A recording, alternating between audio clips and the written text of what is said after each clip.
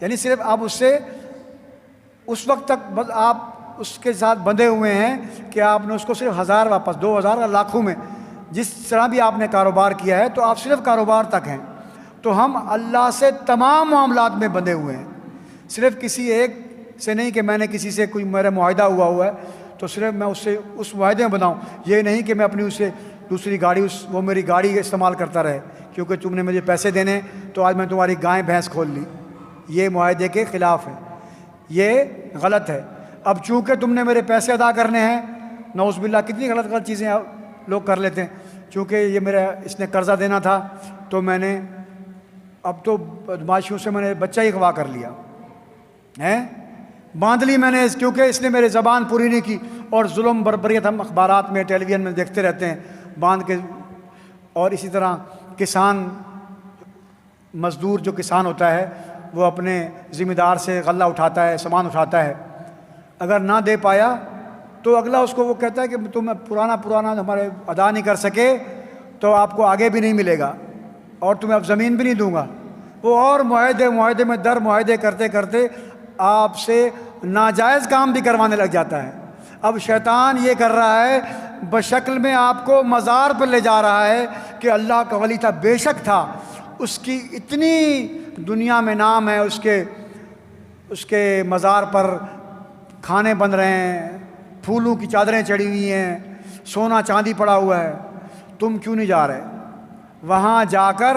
آپ سے کچھ بھی ایسا فیل کروا لے جو نہ چاہتے ہوئے بھی آپ کر لیں تو ہم کیا بن جائیں گے بھائی؟ شیطان والے. تو اس لیے اگر ہم جاتے بھی ہیں احتراماً عزت و تکریم کے لیے کسی بھی اللہ کے ولی کی مزار پر تو ہم اس نسبت سے جائیں کہ اللہ تعالیٰ جیسے آپ نے ان کو اپنا قرب دیا ہے, آپ نے دنیا میں ان کا نام بلند کیا ہے, ہمیں بھی تھوڑی سی نقل کرنے کی اور ان کے جیسے کام کرنے کی توفیق دے. ایسے میرے بھائی یہ نہ ہو کہ رحمان ہمیں عذاب میں مبتلا کر دے اور پھر ہم اپنے عذاب کو کسی تعویذ والے کے پاس جا کر اور اپنے کام اسی سے بنوانے لگ جائیں کہ شاید دھاگے سے ہو جائے, شاید تعویذ اس سے نہیں بنا, اگلے کے پاس جاؤں وہ الگ الگ چیزیں بتائے گا, کوئی مرغا کٹوائے گا, بولے گا بکرا لے آؤ, ہے نا, ایسی شکلیں بناتے ہیں نا, میرے پاس کالا بکرا چاہیے, بکرا وہاں ذبح کرنا, گوشت کہاں لے آنا, یا میری یہاں پر آ کر. اب ظاہر ہے جو قبر میں پڑے ہیں جو حضرت ہیں ان کو کوئی پتہ نہیں کہ میری مزار پر بکرا کٹ رہا ہے, یا یتیم مسکین خاتون بیچارے لوگ کیسے آئے ہوئے, کھا کون رہے اوپر والے ہمارے جیسے جو وہاں کے مجاور متولی, بکرا کہاں جا رہا ہے بھائی؟ ایسے نا ہم جو مجاور کے باکس میں اوقاف کے مد میں لاکھوں روپے ہماری عوام ہم مسلمان ڈال کے آتے ہیں چندہ, وہ کس کو جاتا ہے؟ ان کے بچوں کو, جو پیر فوت ہو گیا ان کے بچوں کو ملتا ہے, یا گورنمنٹ پکڑتی ہے؟ جس پر تالے لگے ہوئے ہیں وہ تو سیدھا سرکار کو گیا. باہر جو مجاور بیٹھے ہیں متولی جو خیال کرنے والے کچھ بھی نسبت ہو ان کی طرف. اب آپ بتائیں کہ آپ نے نیکی کے لیے کام کیا اور وہ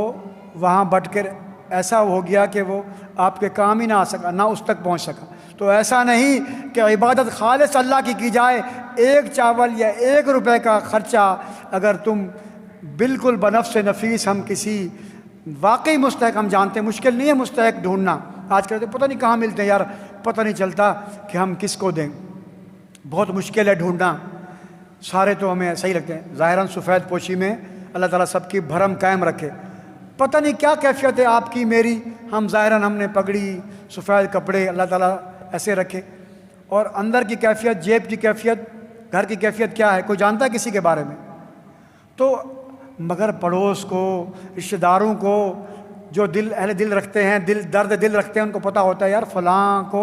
فلانی ان کے پاس کمزوری ہیں, تھوڑا ان کے پاس کم ہے, ہمیں چاہیے کہ ان کی مدد کر دیں. ایسے نا یہ کر کے دیکھیں تو شیطان والے کام دور ہو جائیں گے, رحمان کے قریب ہوں گے ہم. آزمائشیں آئیں گی, تکلیف آئیں گی, پھر ایسا مقام آئے گا کہ اللہ پاک فرمائیں گے کہ جیسے میرے بندے یعنی جیسے میرے نبی ابراہیم نے آزمائشوں میں سرخرو ہو کر اللہ کا قرب پایا تو تم بھی رہتی دنیا تک جب بھی کوئی بندہ حرمین شریفین یعنی بیت اللہ آئے گا تو وہ ابراہیم خلیل اللہ کی سنتوں کو زندہ کرنا پڑے گا۔ حج پورا ابراہیم علیہ السلام کی نسبت سے جڑا ہوا ہے، اور اسی طرح آپ عمرہ پہ جائیں تو ساری نسبتیں جڑی ہوئی ہیں۔ ہم قربانی کرتے ہیں، وہ بھی حضرت ابراہیم خلیل اللہ کی سنت کو زندہ کرتے ہیں۔ ہم پہ جو واجب قربانی ہے وہ کس کی سنت ہے؟ حضرت ابراہیم کی۔ تو دین اسلام کی جو بنیادیں ہیں حضرت ابراہیم کی قربانیوں کو صرف اگر ہم سوچ بھی لیں کہ ان کو نکالنا ہے، یہ نہیں ماننا، تو دھڑام سے عمارت پوری اسلام کی گر جائے گی، کیونکہ ہمارے فرائض میں حج بھی کھڑا ہے، ہمارے فرائض تک میں قربانی بھی کھڑی ہے۔ وہ صفا مروہ کی سعی جو ہے وہ بھی ابراہیم علیہ السلام کی اہلیہ کر رہی ہیں، حضرت ہاجرہ، ان کے بیٹے کی قربانی، حضرت اسماعیل کا ایڑی رگڑنا، اور آب زمزم جو دنیا رہتی تک قائم رہے گا، جو پی رہا ہے مسلمان، جس میں شفا ہے، وہ بھی حضرت ابراہیم سے جڑا ہوا ہے۔ تو میرے دوستوں بزرگوں، دین ابراہیمی، دین حنیفی جس پر ہم بیٹھے ہیں، اور ہم جب قربانی بھی کرتے ہیں، جب چھری چلاتا ہے، چھری چلانے والا مرغے پر، بکری پر، حلال جانور پر جب قربانی کرتا ہے تو کیا کہتا ہے؟ اللہ اکبر، اللہ اکبر، لا الہ الا اللہ واللہ اکبر۔ اور کیا کہتا ہے وہاں؟ کہتا ہے ابراہیم حنیفہ، ابراہیم حنیفہ وما کان ربک۔ اللہ کہتا ہے، ہمارے نبی نے فرمایا میرے دادے کا دین، کیا فرمایا؟ یعنی آپ صلی اللہ علیہ وسلم کے دادا میں ہوگا۔ تو میرے دوستوں بزرگوں، اگر سلامتی چاہیے، اگر عزت و تکریم چاہیے، اگر دنیا میں تکالیف نہ آئیں اور آزمائشیں نہ آئیں، ایسے ہی ساری چیزیں میسر ہو جائیں، تو پھر وہ بھی اللہ کی نعمت ہے کسی کو، مگر آزمایا جانا، تکالیف کا آنا، یہ بھی اللہ کی طرف سے امتحان آتے ہیں۔ تو چنانچہ حضرت ابراہیم علیہ السلام کا جو پہلا مکالمہ اپنے والد سے ہوا کہ بت پرستی، بت شکنی نہیں بلکہ بت تراشی اور بت فروشی، بت فروش کرنا، بت بنانا اور اس کی عبادت کرنا، تو یہ ساری چیزیں غلط ہو گئی، شیطان کے کام ہو گئے۔ پھر فرمایا قال اراغب انت عن آلہتی یا ابراہیم لئن لم تنتہ لارجمنک واہجرنی ملیا۔ وہ بولا تو کیا ہوا، یہ تو میرے معبود ہیں، میں تو اپنے آباء و اجداد سے یہ کرتے ہوئے دیکھتے ہوئے آ رہا ہوں، اور تو ایسی بات کر رہا ہے، تجھے تو میں سنسار نہ کر دوں۔ تو کیسا پیدا ہو گیا ہمارے خاندان میں اور میرے گھر میں کہ جو تو چاہ رہا ہے کہ میں جو دیکھتا ہوا آ رہا ہوں اس کی بات چھوڑ دوں۔ تو ابراہیم علیہ السلام نے اپنے والد کے سامنے اللہ کی توحید بیان کی اور بتایا کہ وہ دیکھنے اور سننے والا کون ہے، کرانے والا، کھڑا کرنے والا، لڑکھڑانے والے کو کھڑا کر دے، لڑکھڑانے والے کو گرا دے، آنکھیں دے کر بینائی نہ دے، بینائی دے اور سنائی نہ دے۔ دیکھ بھی رہا ہے بندہ، ایسا بھی بالکل ٹھیک ٹھاک چل رہا ہے، مگر وہ کہتا ہے میری آنکھیں سلامت ہیں، میں آپ کو دیکھ نہیں پا رہا، اس کی نظر ہی نہیں دی۔ اور ایک ہے اسے قوت گویائی دی ہے بولنے کی، اور کم وہ سن رہا ہے، کوئی ایسے کان سلامت ہے ماشاءاللہ، مگر وہ کہتا ہے مجھے سنائی نہیں دے رہا بھائی، ہے نا ایسے۔ اب ہم جب کہ قوت گویائی بھی ہے، سماعت بھی ہے، بصارت بھی ہے، سن بھی رہے ہیں، دیکھ بھی رہے ہیں، سماعت، بصارت اور گویائی، سننا، بولنا اور دیکھنا، تو ہم پر کیا لازم نہیں کہ جس نے یہ عطا کر دی ہیں اس کے کام کیے جائیں؟ ہیں میرے بھائی، جس نے سننے کو دے دیے کان، دیکھنے کو دے دی آنکھیں اور بولنے کو دے دی زبان، تو کیا ہی اچھا ہو کہ اسی رحمان کو، اسی مالک کو، اسی خالق کو، اسی رازق کو، اسی احکم الحاکمین کو، اسی تبارک الذی بیدہ الملک جس کے ہاتھ میں تمام جہانوں کی بادشاہی ہے، اس کے کام کیوں نہ کریں؟ اس کے جو کام کر رہے ہیں ان کے معاون بن جائیں، ان کے کاموں کو کار خیر سمجھ کر بنٹوانے والے بن جائیں۔ تو میرے دوستوں بزرگوں، اے باپ، فرمایا ابراہیم نے، اگر تیری بات کا یہی جواب ہے تو قال سلام علیک ساستغفر لک ربی انہ کان بی حفیا۔ ابراہیم نے اپنے باپ کی دھمکی کا جواب یوں دیا، انتہائی نرمی سے کہا، قال سلام، آپ پر سلام ہو، علیک، آپ پر ہی ہو، قال سلام علیک، اے میرے ابا آپ پر سلامتی ہو، ساستغفر لک ربی انہ کان بی حفیا، میں گناہ بخشواؤں گا تیرا اپنے رب سے، انہ کان بی حفیہ، بے شک میرا رب مہربان ہے اور گناہوں کو معاف کرنے والا ہے۔ اور وَأَعْتَزِلُكُمْ وَمَا تَدْعُونَ مِن دُونِ اللَّهِ وَأَدْعُو رَبِّي عَلَىٰ أَلَّا أَكُونَ بِدُعَاءِ رَبِّي شَقِيًّا۔ متصل اسی کے بعد والی آیت ہے سورہ مریم میں کہ تجھ کو اور جن کو تو پوچھتا ہے اللہ کے سوا میں بندگی کروں گا، اپنے رب کی امید نہ رکھوں گا اپنے رب کی بندگی سے کہ وہ تجھے محروم کر دے۔ اے میرے باپ، اگر میری بات کا یہی جواب ہے تو آج سے میرا تیرا سلام ہے، میں خدا کے سچے دین اور پیغام کے حق کو چھوڑ نہیں سکتا، کسی بھی حال میں بتوں کی پرستش نہیں کر سکتا، میں آج سے جدا ہو رہا ہوں اور تیرے لیے بخشش کی دعا کرتا رہوں گا۔ چنانچہ یہ پہلا امتحان، اور دوسرا امتحان موحد اعظم کے سامنے دوسری بڑی آزمائش یہ تھی کہ قوم بھی شرک اور بت پرستی میں ویسے ہی کھڑی تھی جیسے گھر چھوڑ کے جا رہے تھے، تو جب باہر نکلے تو تمام قوم بھی بت پرست تھی۔ گھر چھوڑا کہ تکلیف آزمائشیں آئیں گی، میرا ابا مجھے سنسار کرنے کی دھمکی دے رہا ہے، میں اسے سلام پڑھ کر اور اس سے راستہ جدا کر کے جب باہر نکلے تو خود دیکھا کہ گھر کے باہر بھی ساری قوم بھی بت پرست ہے، اور یہیں سے توحید کی دعوت کا آغاز کیا، اور توحید کی دعوت جب دینا شروع کی تو اللہ کے سوا کوئی محبوب نہ پایا۔ ساری دنیا کی خیر و دعوت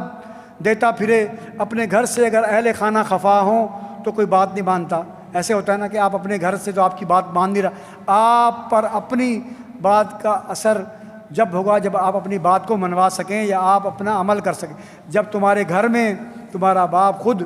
وہ کہنے لگی قوم کہ تمہارا باپ ہی یہ بنا کر فروخت کرتا ہے تو ہم تمہاری بات کیوں مانیں؟ تو تسلسل شرک کی وجہ سے ان کے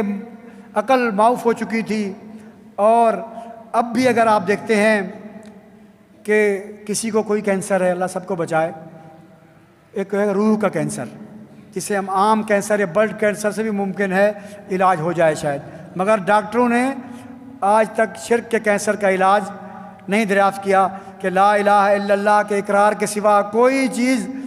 نہیں چلے گی، کہ اللہ سے ہوتا ہے، اللہ سے ہوتا ہے، لا الہ الا اللہ، نہیں ہوتا کسی سے مگر اللہ سے۔ ایسے بارش برسانے والا، بیٹے بیٹے دینے والا، منت منوتی کے لائق، یہ سب روزہ، نماز، حج، زکوٰۃ کس کے لیے؟ میرا جینا بھی کس کے لیے؟ انی وجہت وجہی للذی فطر السماوات والارض، میرا جینا مرنا کس کے لیے؟ بولتے رہیں، سبق یاد کر رہے ہیں نا ہم۔ مجھے تو جو بھی ساتھی ملتا ہے، جو بھی عالم ملتا ہے، جو بھی فاضل ملتا ہے، جو بھی مہربان دوست ملتا ہے، وہ کہتا ہے ہمیں سب پتہ ہے، تو میں یہ کہتا ہوں ہمیں سب پتہ ہے، مگر استاد کہتے ہیں آپ سبق یاد کرتے رہو، آپ کو یاد ہے پھر یاد کرو۔ ہر سال تراویح میں ہم مسجدوں میں قرآن پاک تراویح میں توفیق سے سنتے ہیں، پھر اگلے سال پھر سنتے ہیں، پھر جب تک زندگی میں رمضان آتا ہے کوشش کرتے ہیں کہ تراویح جا کے سنیں،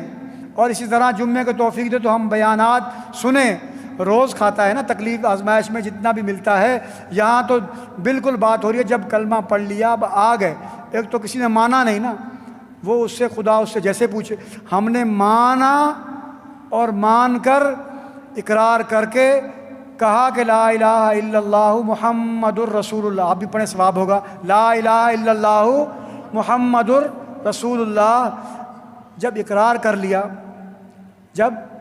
لیا، بالکل کر لیا، اب جان نہیں چھوٹ سکتی۔ ایسے نہیں کہ بس پڑھ لیا، اب قرآن پاک جو ہے نا اچھی سی خوبصورت جزدان میں بہت پیارے سے پھولوں میں رکھ دوں، یا پھر کبھی کبھی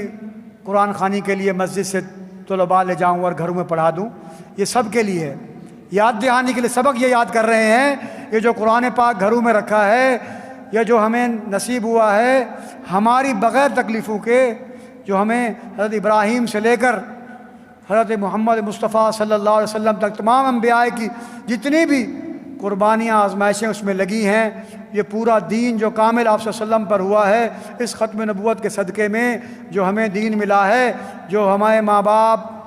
کے پیٹ سے ہمیں نصیب ہو رہا ہے، جو ہمیں اذانوں کی صورت میں 5 وقت ہمارے گھروں تک اذانیں آ رہی ہیں، ہر گلی کی ہر نکر سے اذان کی آواز آ رہی ہے، تو ہمیں پورا پھر ماننا ہے، اس کو بھاگنا نہیں ہے کہ تکلیف آ گئی، تھوڑی سی آزمائش آ گئی، صرف تھوڑی سی ہم دیکھتے ہیں، صرف اس کی دعا کی اس نے ایک وقت میں، نہیں مانی گئی، در ہی چینج کر لیا۔ ایسے ہوتا ہے کیا؟ اپنے گھر میں تکلیف سے آزمائش سے کماتا ہوا، بھلے روزی لگے نہ لگے، تکلیف میں ہو، گاڑی والا، رکشے والا، کسی بھی کام والا، شام کو کچھ بھی کر کے حلال کمانے والا گھر ہی لوٹے گا نا، آئے گا، تکلیف بتائے گا، کچھ مانگ کے لائے، کسی سے کچھ بھی کرے، ایسا نہیں کہ وہ روزانہ گھر تبدیل کرتا رہے۔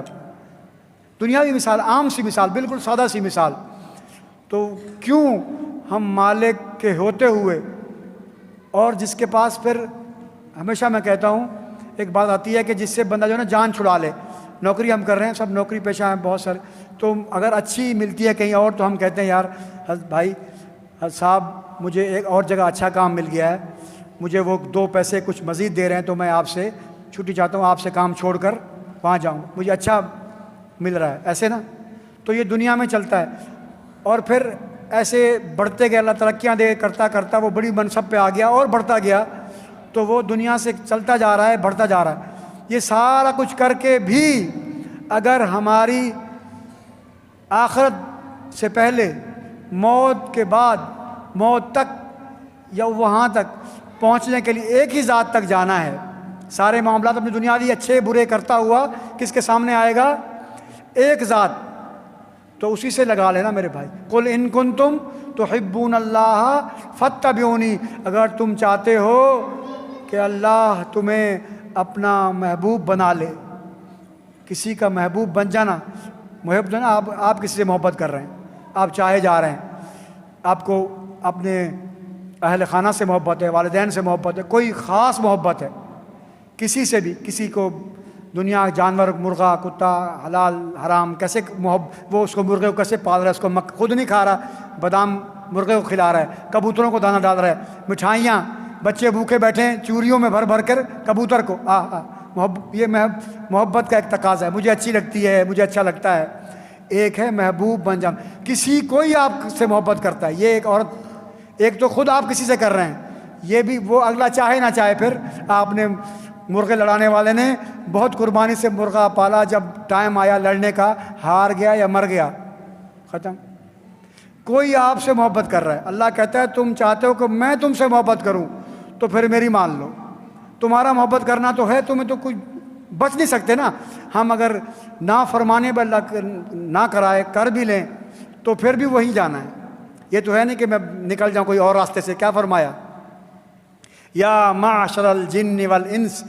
ان استطعتم ان تنفذوا من اقطار السماوات والارض فانفذوا،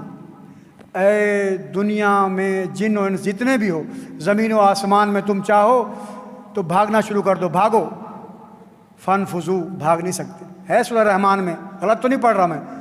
فانفذوا، بھاگ، لا تنفذوا، نہیں بھاگ سکتے، مشکل، کیسے نہیں کر سکتے؟ تو پھر کیسے اپنے اعمالوں کو تھوڑا سا بھی سیدھا کرنے کے لیے ہمیں یہ سبق یاد کر رہے ہیں۔ میں کوئی نئی بات نہیں کر رہا، نہ ہی میں کوئی بڑا عالم مفتی اور اس طرح آپ کو کوئی اور طریقے سے سمجھا پاؤں، میں صرف سبق یاد کر رہا ہوں کہ ہم میں سے جو بھی اس آواز کو، اس بات کو سن رہا ہے، وہ یہ سمجھ لے کہ آخر جھونک فناد، کل من علیہا فان ویبقا، کل من علیہا فان، اس کے بعد کیا فرمایا؟ ویبقا، ہر چیز فانی۔ اور اگر کلو سے 7 جگہ ہے کلو من کا لفظ قرآن پاک میں، ایک تو ہے نا کلو من، ہر چیز پر موت، جس نے ذائقہ چکھا ہے زندگی کا، آیا ہے، سانس رکھتا ہے، وہ موت کا ذائقہ چکھے گا۔ کلو من علیہا فان، ہر ایک فانی ہے، ختم۔ آگے ایک اور جگہ فرمایا کلو شیء ہالک الا وجہ، جو میں نے شکلیں بنائی ہیں نا کسی بھی شکل کی، کوئی بھی ایک بات دیکھتے ہیں آپ، گھوڑا، گدھا، انسان، یہ مارے جائیں گے۔ کیا فرمایا؟ یہ ان کی شکلیں نہیں رہیں گی۔ آپ دیکھتے ہیں، ہم دیکھتے ہوئے آ رہے ہیں، ہم نے کتنی خوبصورت خوبرو نوجوان بڑے بزرگ اپنے ہاتھوں سے اللہ کے حوالے کر کے آ گئے ہیں، ان کی کیا حالت ہے کوئی نہیں جانتا ہے۔ دنیا میں دیکھتے ہیں، ہم جاتے ہیں، ایسے بہت سے اشخاص آئے جو کہتے ہیں ہمارے والدین کو سرد خانے میں، مردہ خانوں میں رکھوا دیا جائے، ہماری ٹکٹ جب ہوگی ہم دوسرے غیر ملک سے آئیں گے تو ان کا چہرہ دیکھیں گے۔ تو یقین جانیے ایسی بہت جنازوں میں جانا ہوا، ان کی شکلیں وہ آپ پہچان نہیں سکتا۔ وہ ڈھونڈ رہا ہوتا ہے کوئی مجھے ابا کی ایسی چیز نشانی مل جائے جس سے میں ڈھونڈ سکوں کہ یہ میرا، الماری میں، یقین جانے پچھلے دنوں کی بات، یہیں عیدی سرد خانے میں 6 مہینے بعد نکالا گیا، تو جیسے ہم مرغے والے کے پاس جاتے ہیں، گوشت والوں کے پاس، پڑی ہوئی ہے، نام لکھا ہوا ہے فلاں، اب وہ اس کی ہے نہیں ہے، اس کی شکل اتنی بڑی بڑی ٹانگیں۔ دنیا میں اللہ کہہ رہا ہے کہ میں نے تمہیں پیدا کر دیا ہے، کل شیء ہالک الا وجہ، جس کی بھی جو بھی شکل ہے، یہ شکل ختم کر دی جائے گی۔ یہ شکلیں جب رہنی نہیں ہیں، جس پر مجھے تم بڑا کیا کہیں، میں کون ہوں جانتے نہیں، میری بس تم میرا نام لے لینا، کیا کہتا ہے؟ میرا نام لینا تیرا کام بن جائے گا، جس کے بعد اس یہ مٹا کے وہاں سیدھی کر دے۔ آگے فرمایا نا کہ جب تو آئے گا تو کوئی شکل ہی نہیں ہے۔ اب ہم دیکھتے ہیں ویسے لوگ سن کہ ہڈیاں گل گئیں، ایسے کیسے کہتے ہیں، قبریں ٹوٹی ہوئی دیکھتے ہیں۔ ان قبرستانوں میں کراچی میں 35-40 سال سے تو میں اس مسجد کے حوالے سے جان رہا ہوں، ایسی جگہوں پر ہم میں سے لوگ دفنائے گئے ہیں جو چلے گئے، جن پر قبرستانوں میں لکھا ہوا ہے یہاں گنجائش نہیں ہے۔ سخی حسن چلے جائیں، اس قبرستان میں وہ آپ کو مگر گورگن تیار کر کے دیتا ہے کہ آ جائیں، رات کو آئیے گا فلانی جگہ پر، میں آپ کو قبر دوں گا۔ کراچی میں بھی بہت مشکل ہے، شہروں میں قبر،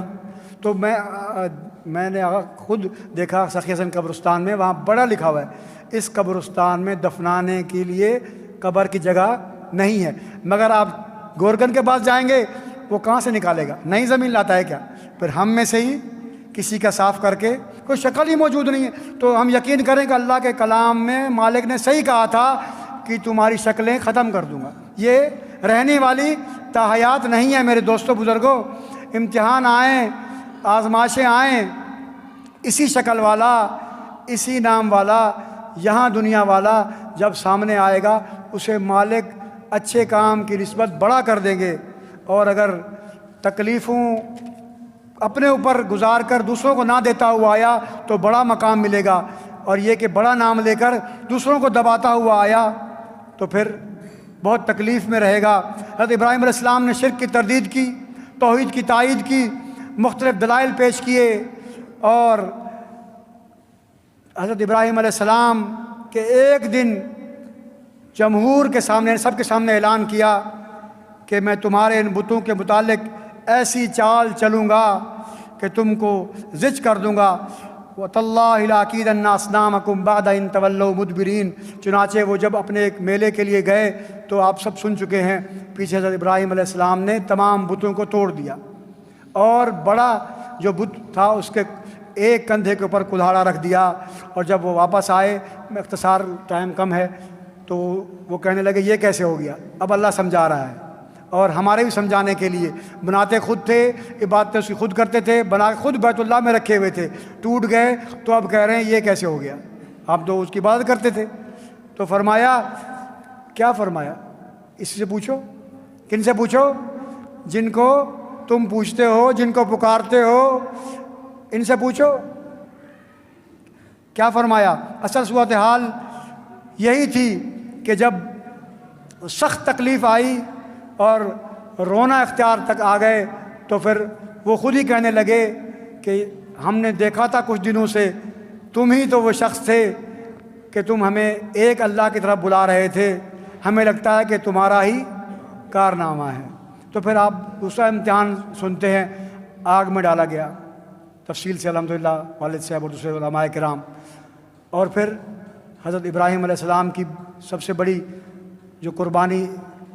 آگ سے نکلنے کے بعد پھر حضرت ہاجرہ کو بیابان میں چھوڑنا، جہاں آج پھر بیت اللہ قائم ہے، پھر بیت اللہ کا بنانا ہے، اس کے بعد پھر اللہ کے گھر کو تعمیر کے بعد دعا کہ میرے اللہ تعالیٰ ایسا نبی پیدا کرنا کہ جس کی ساری امت اس کی تابع ہو۔ ربنا انی اخاف ربنا رب اجعلنی مقیم الصلاۃ ومن ذریتی، یہ ساری دعائیں حضرت ابراہیم کی۔ اور پھر اس کے بعد اتنی تکالیف کے بعد ایک بیٹا اللہ پاک نے عطا کرنا، اور پھر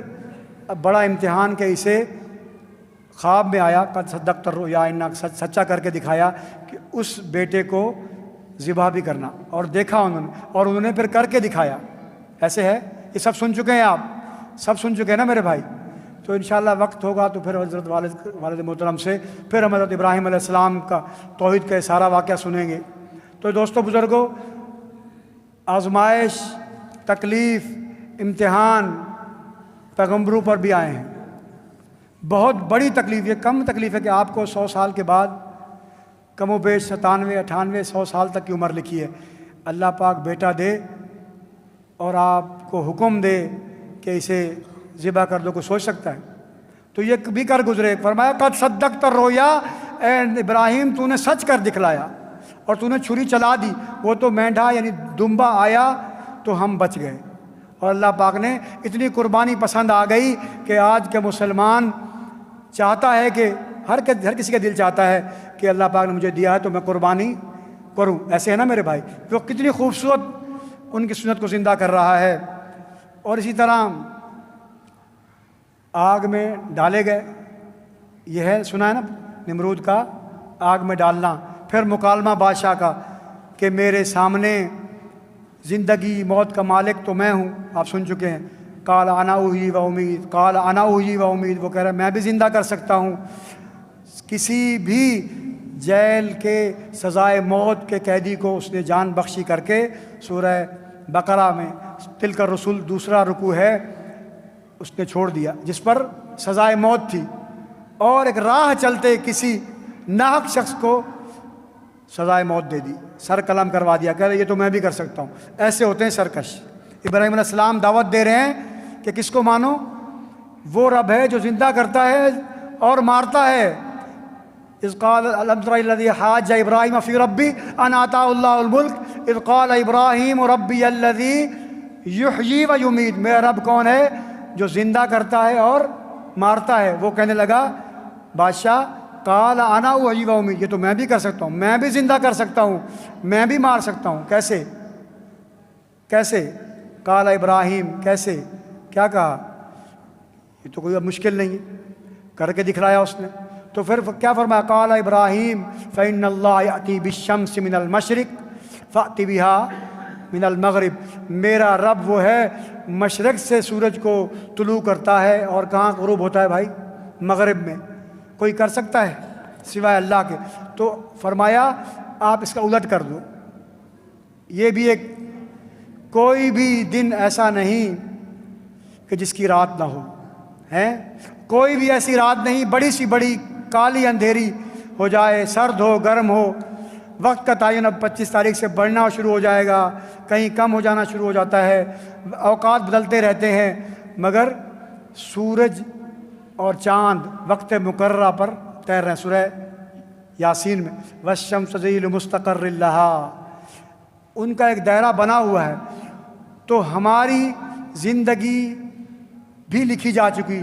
ہماری موت کا جو دن معین ہے وہ بھی آن کے رہے گا۔ یہاں اللہ پاک لے آیا تو اس کی توفیق ہوگی، جب وہ چاہے گا تو ہمارا دانہ پانی جب ختم ہوگا تو ہم اس راہ چلے جائیں گے جس راہ پر سب ہی گئے۔ یہ نہیں کہ میں کوئی بہت خوبصورت اگر چادریں میرے اوپر چڑھ گئیں یا مجھے بہت خوبصورت پھولوں نے یا کہیں بہت بڑے ائمہ نے میرا جنازہ پڑھا دیا، بھلے میرے جنازے میں کوئی لاکھوں لوگ جمع ہو گئے، یہ کوئی معیار؟ آج لوگ کہتے ہیں نا جنازے میں یار لوگ نہیں تھے یا جنازوں میں، یہ دنیا میں دکھائی جاتی ہے چیزیں، مگر یہ بھی کوئی معیار نہیں ہے، یہ بھی کوئی ہو سکتا ہے بشکل ہماری طرح،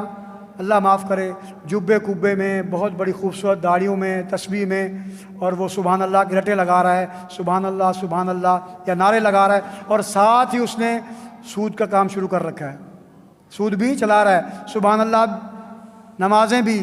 اور ہر سال حج عمرے کیے جا رہا ہے، ساتھ جس بھی کاروبار سے منسلک ہے اس سے تھوڑی سی بھی حرام آ رہی ہے تو مثال دنیا کی دے کر میں بات ختم کرتا ہوں، اپنی آنکھوں سے اگر آپ دیکھ لیں کہ دودھ میں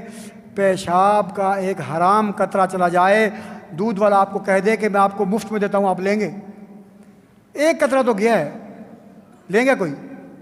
بولے بھائی، سب بولے نا آپ کے سامنے، جسے القرآن فرماتا ہے کہ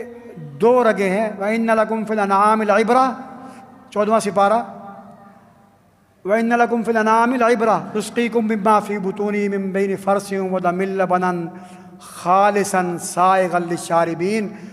میں نے تمہیں چوپائے حلال جانور دیے ہیں جن کا تم دودھ پیتے ہو۔ اس سے پہلے کیا فرمایا؟ اس کی 2 رگیں ہیں جس سے پیشاب اور پخانہ آتا ہے، تم اسے ہرا کھلاتے ہو، سبزہ ڈالتے ہو نا، جو بھی چوکر دانہ، اس کے تمہارے 2 رگوں سے جو تم کھلا رہے ہو، ان کے ہوتے ہوئے میں تمہیں ایک سفید لبن خوبصورت پاک صاف کیا دیتا ہوں۔ کھاتی تو وہ گائیں بھینس کیا کھا رہی ہے؟ کیا کھا رہی ہے بھائی؟ آج کل تو انجیکشن سے بھی نکل رہا ہے دودھ، اور وہ چوکر چارہ جو بھی، مگر اللہ چیلنج کر رہا ہے کہ ہرے کھانے والی اور خون اور پیشاب کی 7 رگوں میں چلتی ہوئی تمہیں پاک دودھ پلا رہا ہوں، اگے تم پانی ڈالو، کچھ بھی کرو اس میں۔ میرا کہنے کا مقصد یہ تھا جو اللہ پاک فرما رہے ہیں کہ میں تمہیں خالص دودھ دے رہا ہوں، اسی دودھ میں اگر ہم پیشاب یا کوئی بھی حرام چیز ڈلتی ہوئی آنکھوں سے دیکھ لیں،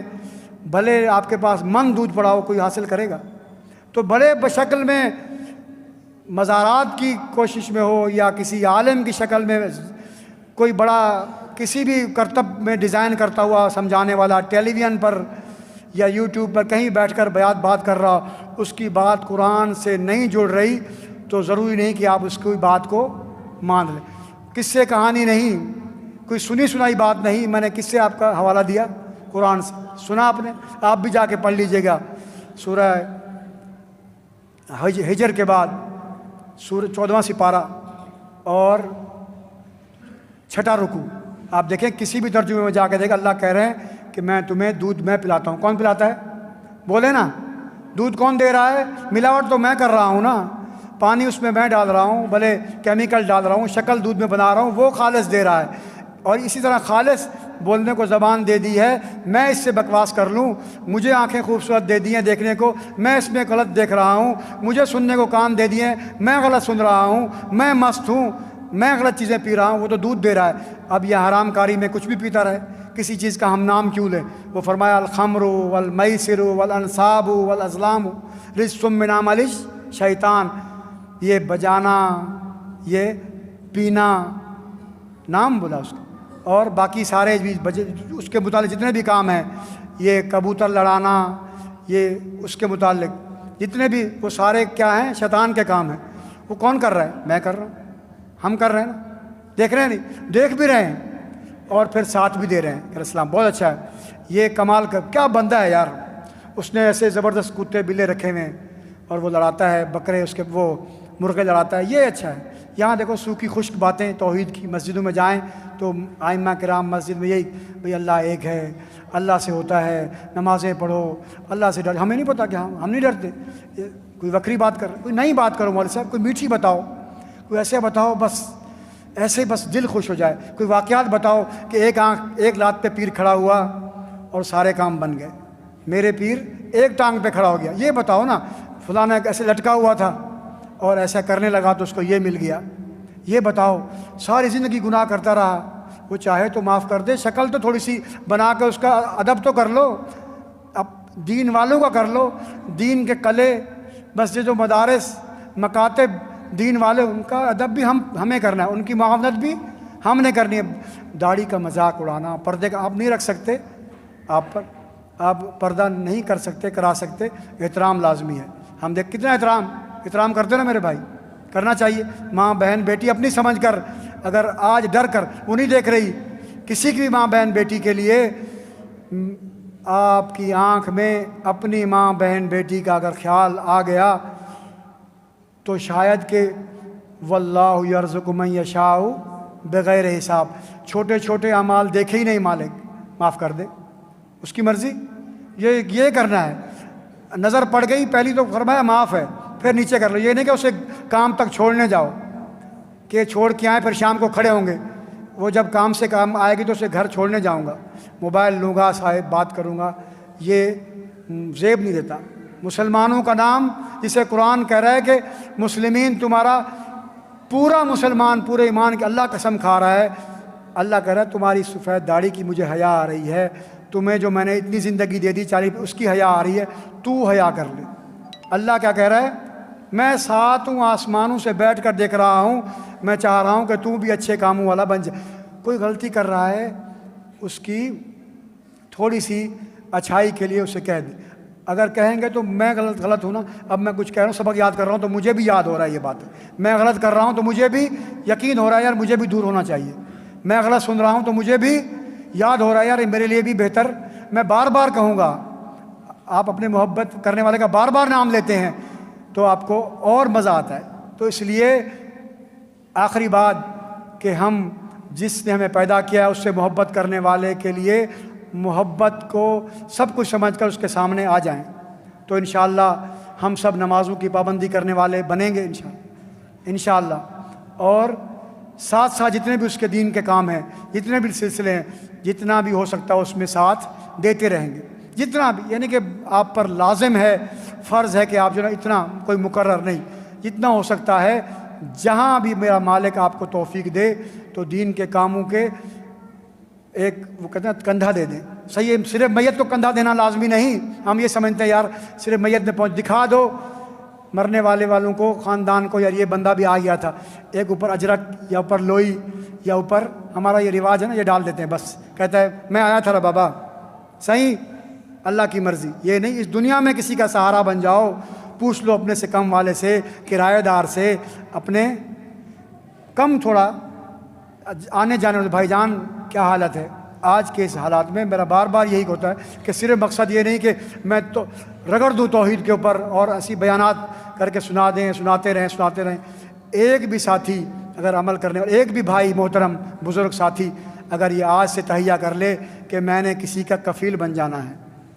وہ کوئی خود کفیل ہے تو ماشاءاللہ یعنی اس کے پاس خود کفالت ہے، مگر کوئی صفائی کے معاملے میں کسی روڈ صفا کرتا ہے، پتھر کا صفا کرتا ہے، کسی کے لیے لائن بچھا دینا، کسی خاتون کے لیے، کسی بزرگ بڑے کے لیے، کسی مسجد مدرسے کے لیے، کسی خانقاہ کے لیے، بیوہ و یتیم کے لیے، یتیم پر یہ نہیں کہ بس مر گیا تو اس کی جداد ہڑپ کر لی، بلکہ ہاتھ رکھنا ہے۔ تو ساری چیزیں دین میں رکھی ہیں، دین اسلام سمجھاتا ہے، ہمیں سب بھی پتہ ہے، آپ کو سب زیادہ مجھ سے زیادہ علم ہے، تو میرا دست بدرسہ یہی عاجز کی گزارش ہے کہ کوشش کریں کہ ہم بھی کچھ نہ کچھ حصہ ڈال جائیں اپنا، نیکی کے کاموں میں انشاءاللہ ڈالیں گے نا میرے بھائی، اللہ تعالیٰ ہم سب جزائے خیر دے۔ حضرت والد محترم انشاءاللہ امید قوی ہے کہ اگلا جمعہ خود پڑھائیں گے، آپ سب ان کے لیے بہتر صحت کے لیے دعا فرمائیں گے، اللہ تعالیٰ آپ کا بیٹھنا قبول فرمائے۔ وآخر دعوانا ان الحمدللہ رب العالمین۔